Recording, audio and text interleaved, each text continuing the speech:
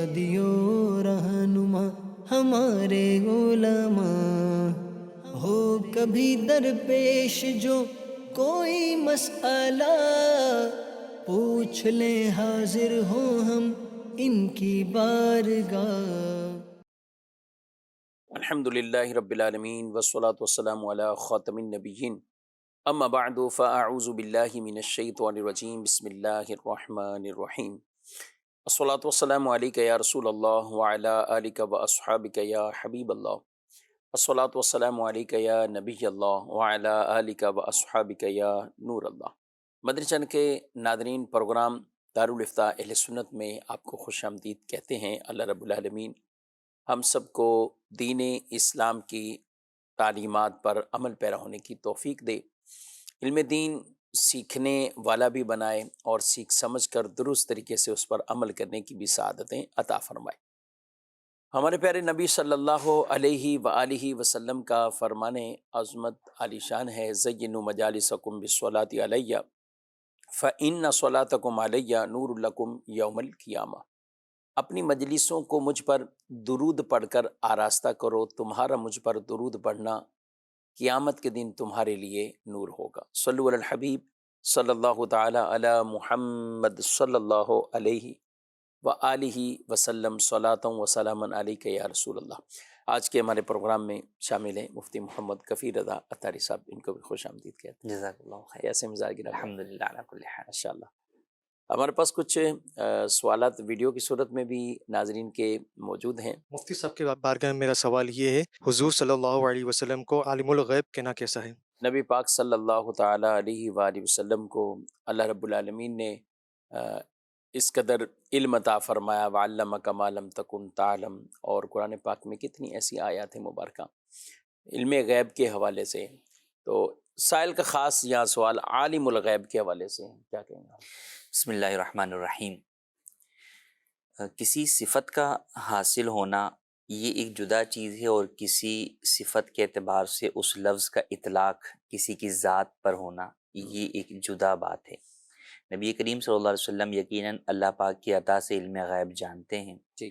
اور اس کا ذکر قرآن کریم میں بھی ہے، آپ غیب بتانے میں بخیل نہیں ہیں،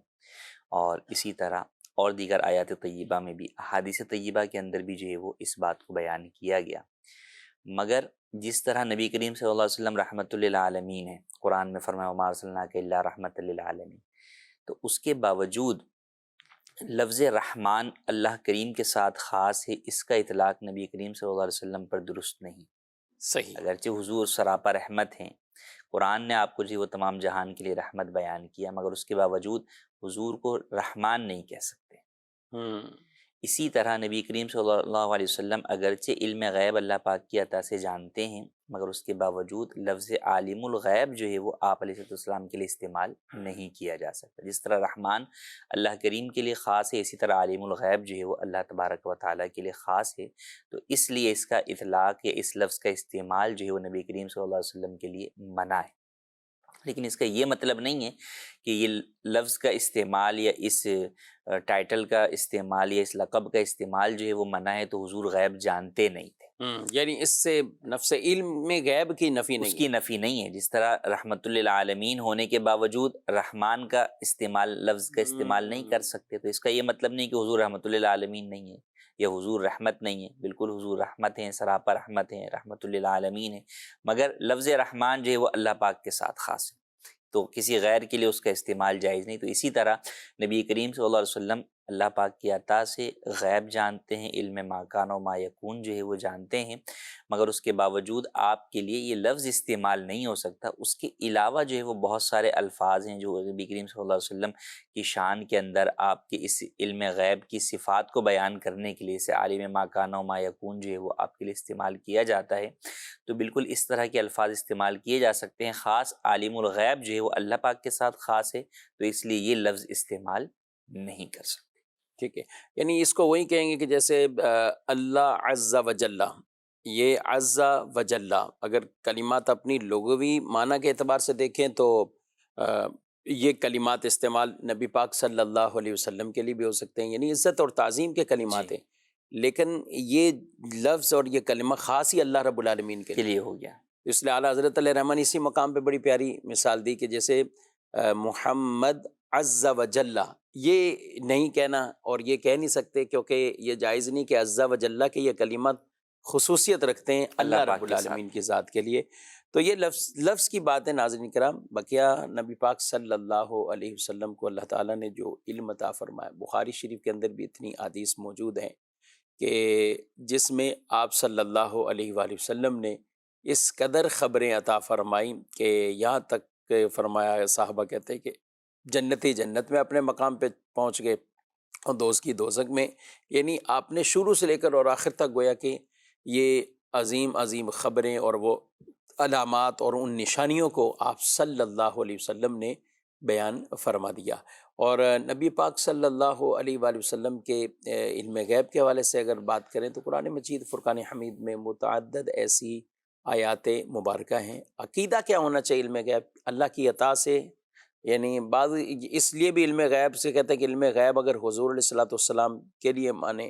تو علم غیب تو اللہ کی ذات کے لیے ہے. تو یہ کیا فرق کیا کریں گے ہم؟ دیکھیں، علم تو جو ہے وہ اللہ پاک کی مخلوق کے پاس بھی ہر طرح کا جو ہے وہ موجود ہے. فرق یہ ہے کہ یعنی اگر آپ علم غیب نہیں صرف علم کی بات کریں تو لفظ علم کے اعتبار سے دیکھیں، یہ علم کی جو صفت ہے تو وہ بھی مخلوق کے پاس ہے، خالق عز و جل کے پاس بھی ہے. تو فرق کیا ہے؟ تو فرق یہی ہے کہ ذاتی اور عطائی کا فرق ہے کہ اللہ کریم کے پاس جو کچھ بھی ہے وہ کسی کا دیا ہوا نہیں ہے، بلکہ وہ اس کے پاس اس کی اپنی صفات ہیں.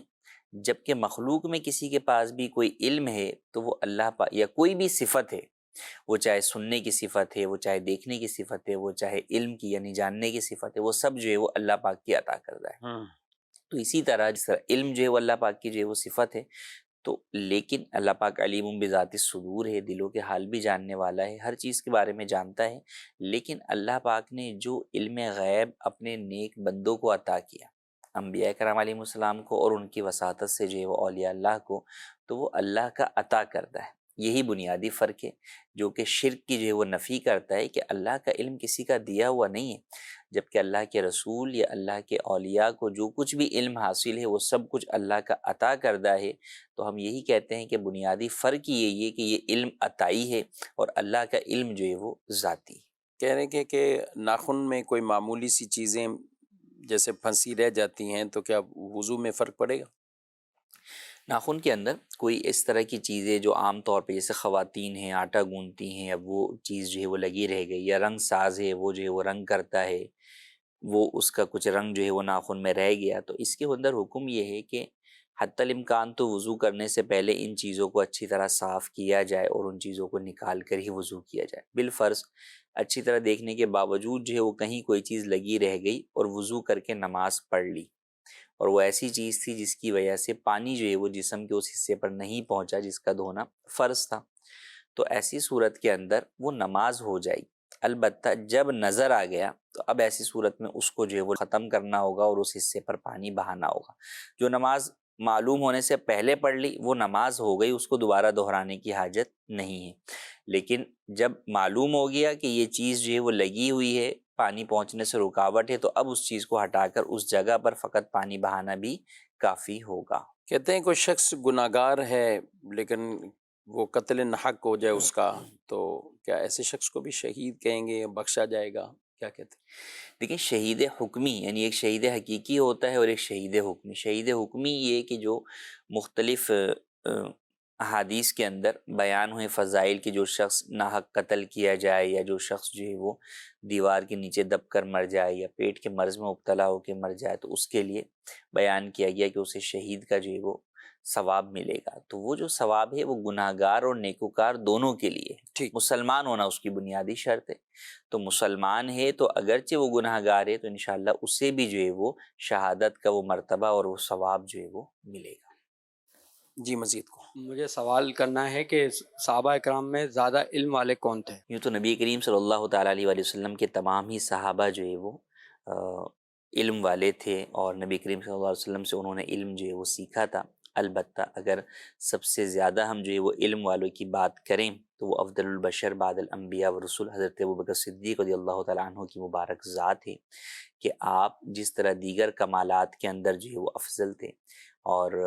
بشر کے اندر، مخلوق میں، بلکہ صرف بشر میں نہیں بلکہ انبیاء اور رسول کے بعد مخلوق میں سب سے افضل ترین آپ کی ذات ہے، تو اسی طرح علم کے اندر بھی آپ سب سے بڑھ کر جو ہے وہ علم والے تھے۔ اور یہ علم والا آپ کا ہونا جو ہے وہ، اس کا کئی ثبوت جو ہے وہ مختلف روایات سے بھی جو ہے وہ ملتا ہے کہ نبی کریم صلی اللہ علیہ وسلم نے ایک مرتبہ جو ہے وہ خطبہ فرمایا اور اس کے اندر بیان کیا کہ ایک بندے کو اللہ پاک نے جو ہے وہ اختیار دیا ہے کہ وہ جو ہے وہ قبول کرے دنیا کو یا اللہ کو، تو وہ یہ بات سن کر دیگر صحابہ کرام علیہم رضوان نے تو صرف اس بات کو سنا، لیکن حضرت ابوبکر صدیق رضی اللہ تعالیٰ عنہ جو ہے وہ اس بات کو سن کر رونے لگے، اللہ، اور پھر جب اس کی وجہ بیان فرمایا کہ میں جان گیا کہ نبی کریم صلی اللہ علیہ وسلم نے اپنے متعلق فرمایا کہ مجھے اختیار دیا گیا اور میں نے جو ہے وہ رب کی ملاقات کو جو ہے وہ پسند فرمایا، تو حضرت ابوبکر جان گئے کہ نبی کریم صلی اللہ علیہ وسلم کے وصال ظاہری کا وقت جو ہے وہ گویا کہ عنقریب جو ہے وہ آنے والا ہے۔ تو اس پر صحابہ نے فرمایا کہ حضرت ابوبکر صدیق کا وہ جاننا بھی اس لیے تھا کہ آپ ہم سب میں بڑھ کر جو ہے وہ علم والے تھے۔ پھر فرمایا کہ نماز کے لیے اگر دیکھیں تو نماز کے اندر آج بھی ہم بیان کہتے ہیں کہ جو عالم ہو، زیادہ علم والا ہو، اسے جو ہے وہ نماز کا امام بنایا جائے۔ نبی کریم صلی اللہ علیہ وسلم نے اپنی مبارک زندگی کے اندر بھی جو صحابہ کے لیے اپنے بعد امام مقرر کیا، وہ حضرت ابوبکر صدیق رضی اللہ تعالیٰ عنہ کو مقرر کیا، جو اس بات پر دلیل ہے کہ آپ جو ہے وہ صحابہ میں سب سے زیادہ علم والے تھے، اسی لیے حضور نے آپ کو امامت کے منصب پر جو ہے وہ مقرر فرمایا۔ تو یہ اور دیگر بہت ساری روایات ہیں جو اس بات پر واضح دلیل ہیں کہ حضرت ابوبکر صدیق رضی اللہ تعالیٰ عنہ جو ہے وہ علم کے اندر بھی بہرحال جو ہے وہ سب سے زیادہ بڑھ کر تھے اور سب سے زیادہ علم رکھنے والے تھے۔ سبحان اللہ۔ اور یہ ساری خلفائے راشدین یعنی عالم ہونے کے اعتبار سے تو اور افضل ہونے کے اعتبار سے یہ بہت پیارا اہل سنت کا ہمارا جو عقیدہ ہے کہ جو جیسے جیسے افضل تھا ویسے خلیفہ بھی بنتا گیا۔ جی، یعنی بعض اس کو یوں کرنے کی کوشش کرتے ہیں کہ خلیفہ بننے کے بعد یہ چونکہ افضلیت ہو گئی، تو ایسا نہیں کہ پہلے سے افضل تھے، جی، افضل تھے، افضلیت کی بنیاد پر ہی خلافت عطا ہوتی گئی۔ یعنی افضلیت یہ خلافت اس کے تابع ہیں، جی، نہ کہ خلافت یہ تابع جو ہے وہ افضلیت ہے۔ تو آپ افضل تھے، اور بلا شبہ اس کا اقرار صحابہ کرام علیہ مردوان اور پھر اکابرین صحابہ کرام علیہ مردوان، اور وہ بھی اس کا اقرار کرتے تھے۔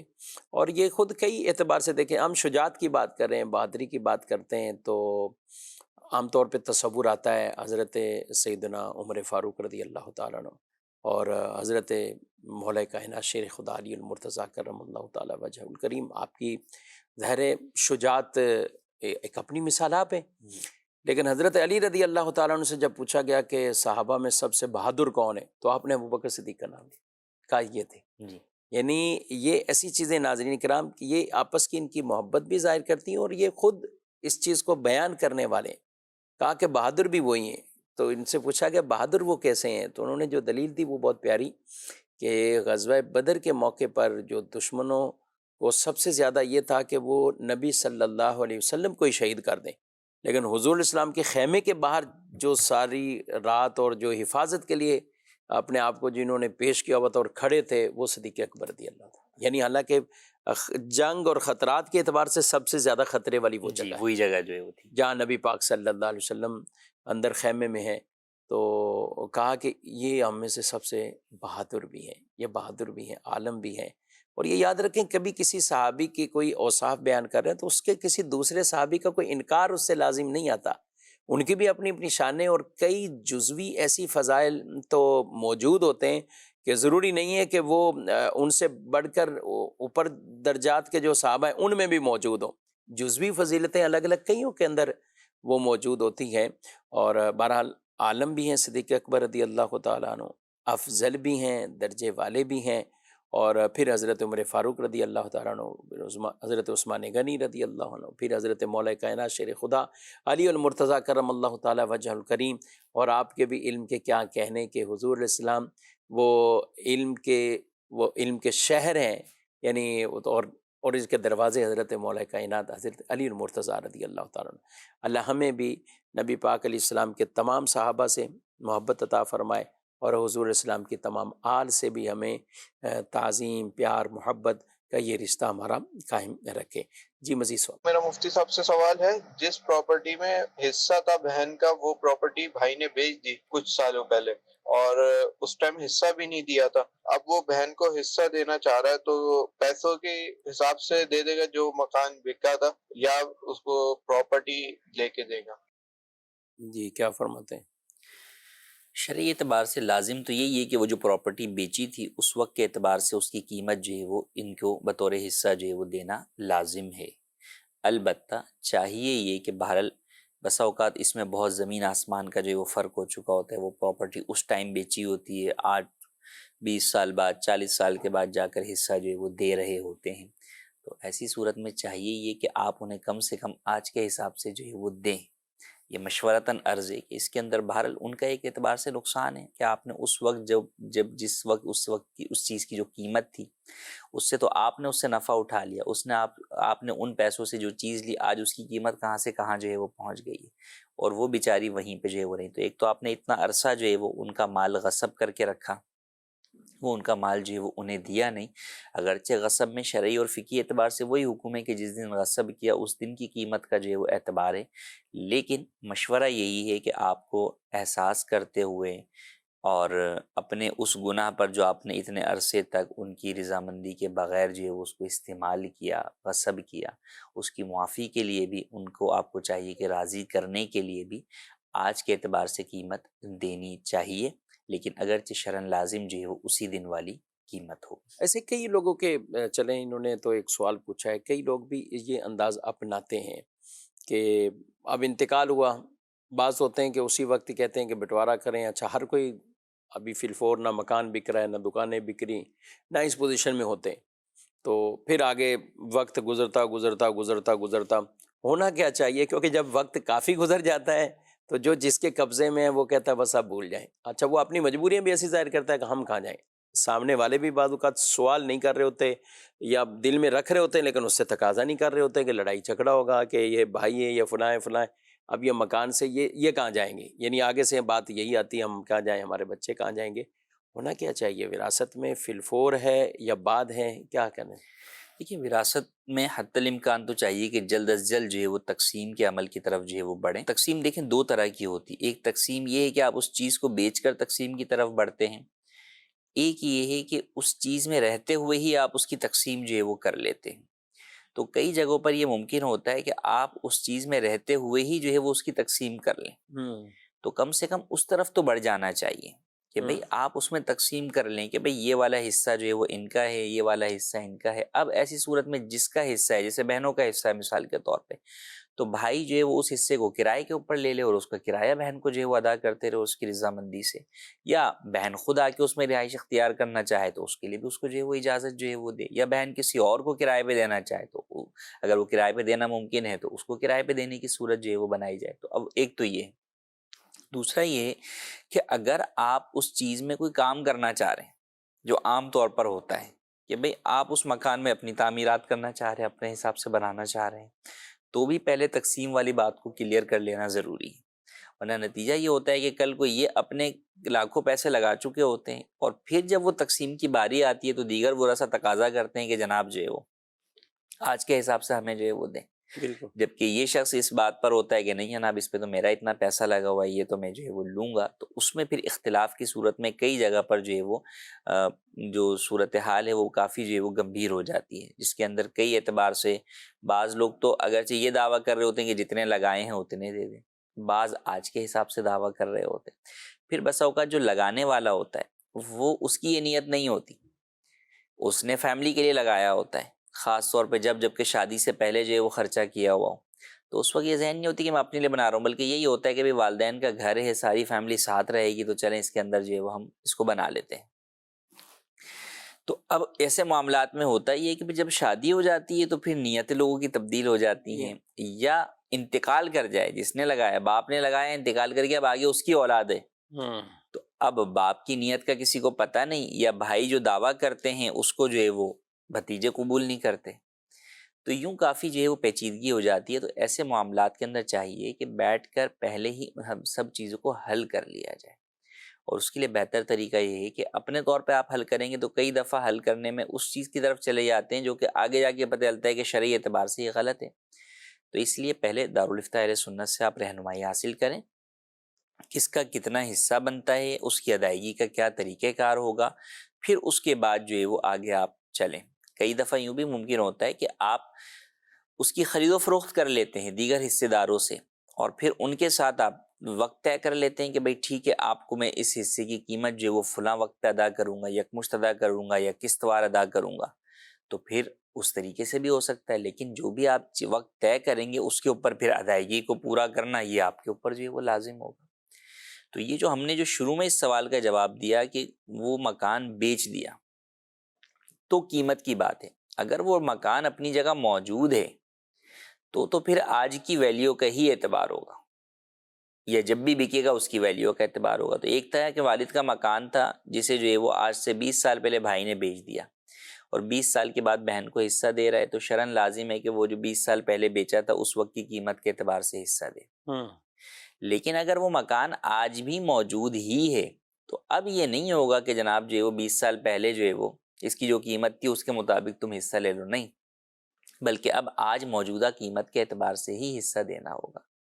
پھر اگر تعمیرات کی بات کریں تو کئی لوگوں کے ذہن میں یہ ہوتا ہے کہ بھئی ہم نے تعمیرات کی اس لیے اس مکان کی ویلیو بڑھ گئی. تو جس طرح تعمیرات کی وجہ سے مکان کی ویلیو بڑھی ہے تو اس طریقے سے جو بنیادی جگہ ہے، زمین ہے، اس کی بھی تو ویلیو بڑھی ہے. بالکل. تو اس اعتبار سے بھی جو ہے وہ بہنوں کا حصہ جو ہے وہ بڑھ جائے گا، یا دیگر جو ورثاء ہیں جو اس جگہ نہیں رہ رہے ان کا حصہ جو ہے وہ بڑھ جائے گا.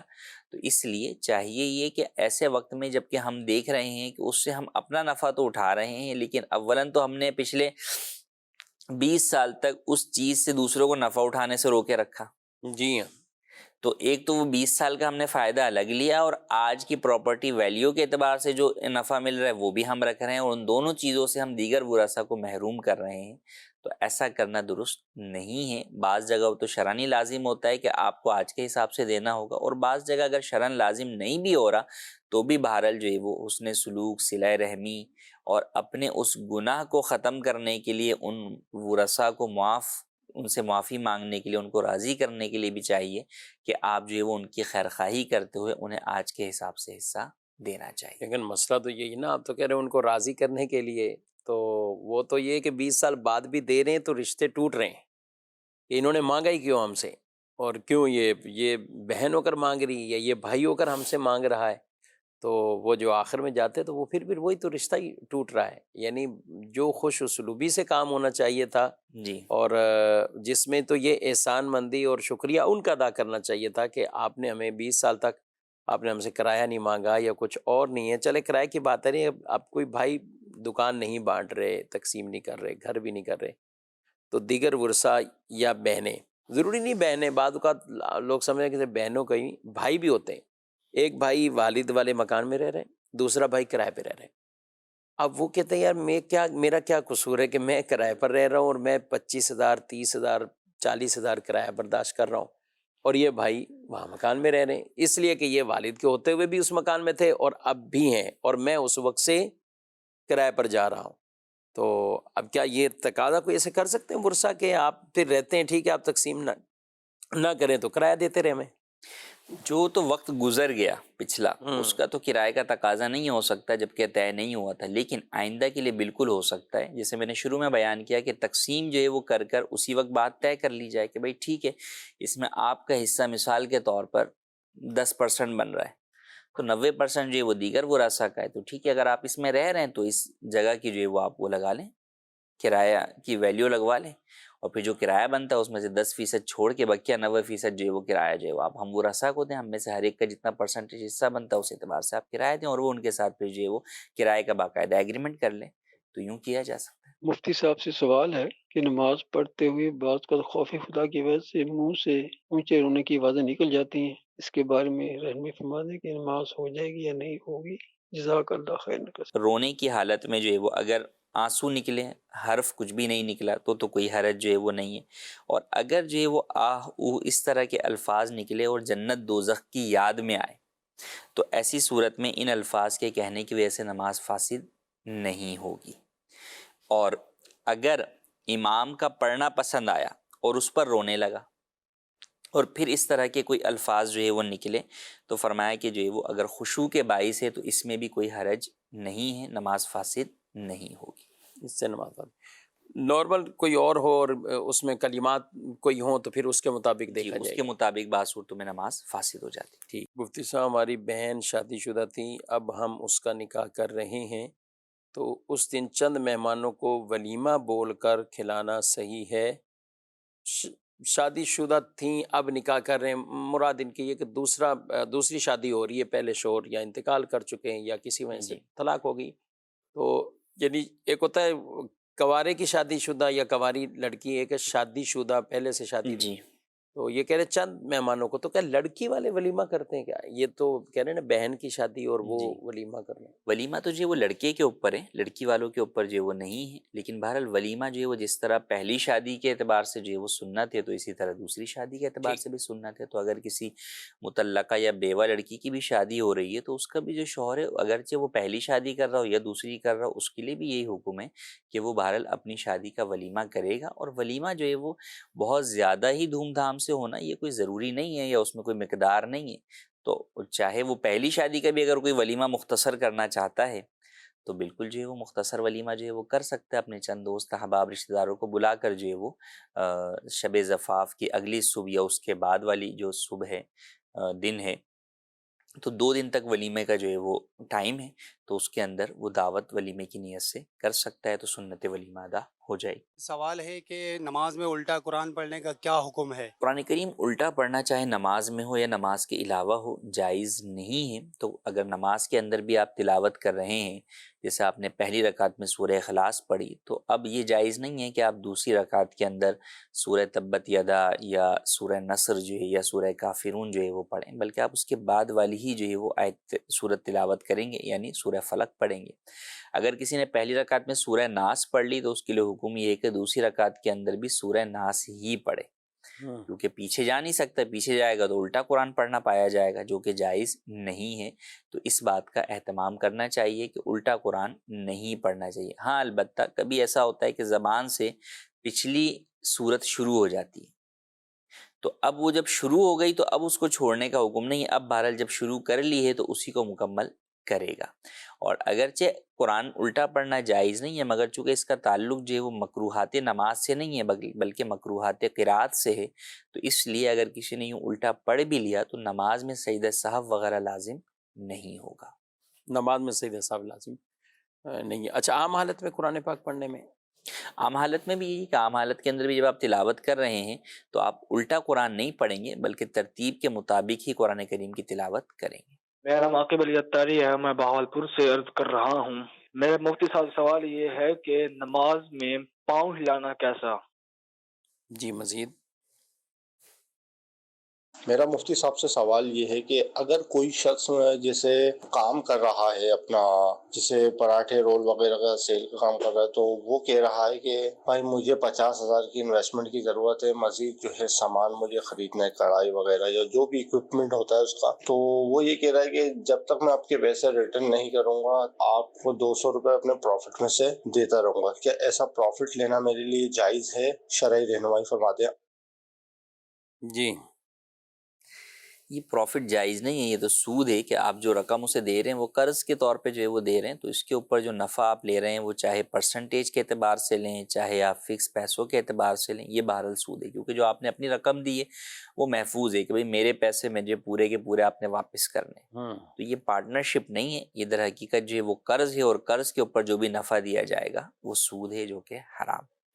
دوسرا یہ ایک سوال تھا بھائی کہ پاؤں ہلانا نماز میں؟ نماز کے اندر پاؤں ہلانا یعنی بلا وجہ جو ہے وہ پاؤں ہلانا مکروہ ہے، کہ مکروہ تنزیہی ہے، کہ کوئی بھی عمل جو کہ عمل قلیل بھی ہے تو وہ مکروہ تنزیہی ہے نماز میں۔ ضرورت پڑنے کے مطابق جو ہے وہ پاؤں ہلایا جا سکتا ہے۔ بعض لوگ یہ سمجھتے ہیں کہ نہیں جناب پاؤں ہلا ہی نہیں سکتے، خاص طور پر سیدھا پاؤں یا سیدھے پاؤں کا انگوٹھا ہلانے سے نماز جو ہے وہ ٹوٹ جائے گی،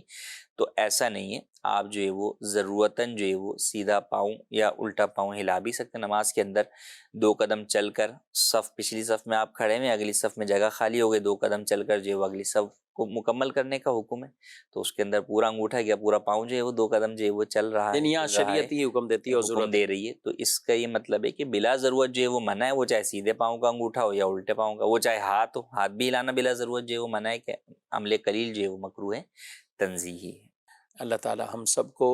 علم نافع عطا فرمائے، اور اللہ رب العالمین ہمیں درست طریقے کے مطابق، چاہے معاملات ہوں، عبادات ہوں، کوئی بھی ایسے، تو شرعی احکام سیکھ کر ہمیں ان کو سر انجام دینے کی توفیق عطا فرمائے۔ آمین بجاہ النبی الامین صلی اللہ علیہ وسلم۔ ہادی و رہنما ہمارے علماء، ہو کبھی درپیش جو کوئی مسئلہ، پوچھ لیں حاضر ہوں ہم ان کی بارگاہ۔